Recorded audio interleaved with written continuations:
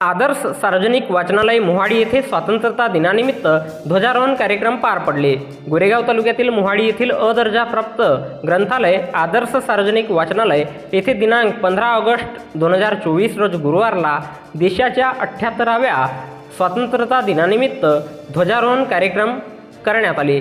यावेळी कार्यक्रमाचे अध्यक्ष मोहाडी ग्रामपंचायतचे माजी सरपंच ध्रुवराज पटले तर ध्वजारोहक संस्थेचे अध्यक्ष मदनलाल बघेले यांच्या हस्ते करण्यात आले।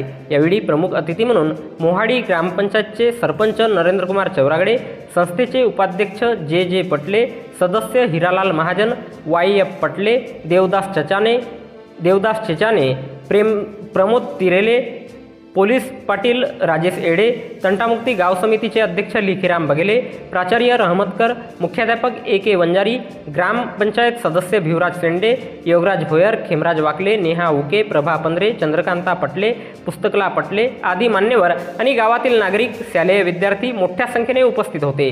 कार्यक्रमाचे संचालन आणि आभार JD भेंडारकर यांनी केले।